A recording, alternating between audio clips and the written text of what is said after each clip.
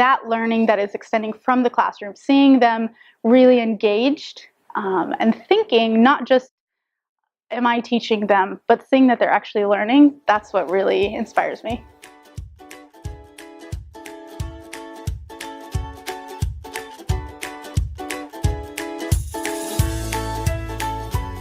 Alright, and first off, can you please introduce yourself? My name is Rebecca Unruh, and I teach first grade here at Oasis. I've been teaching for 8 years. This is my 9th year teaching. I teach first grade English, which includes reading and writing.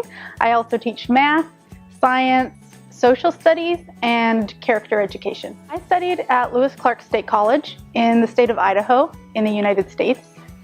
I went through their teacher education program, and now I'm working on my master's degree from American College of Education online. When did you decide that teaching was your career path in life?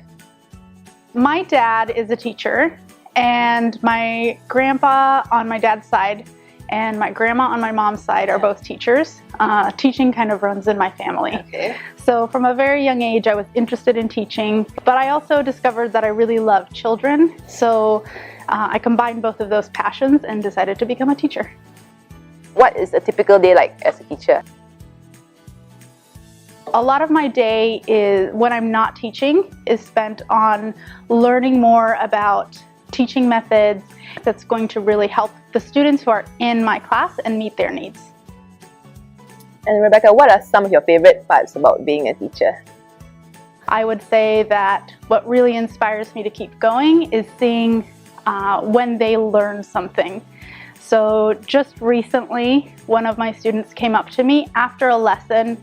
We were learning about light and shadows, and we had a discussion about it in class, and I asked them to make a prediction of what did they think caused shadows.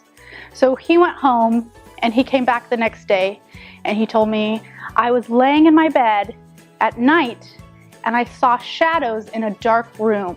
So I think I need to change my idea what I said yesterday. And that learning that is extending from the classroom, that's what really inspires me. Throughout your teaching career, has there been a memorable moment or an experience? A few years ago, I was teaching kindergarten, and I had a child who was really struggling to learn to read.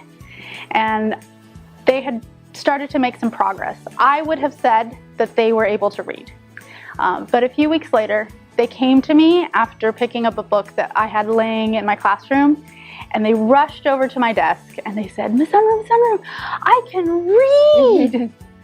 And that moment has stuck with me for many years. That the look on their face when they realized what I already knew, that they could do something hard. And the last question would be, what is the perfect student to you? So a perfect student for me maybe goes beyond a single student. I think a perfect class of students would include students from many different backgrounds. I really value diversity. I think it gives students an opportunity to learn how to work with others who are different than themselves. Being in an environment where every student is not the same allows them to learn how to work together, so when they grow up and go into the world, they can bring the world together.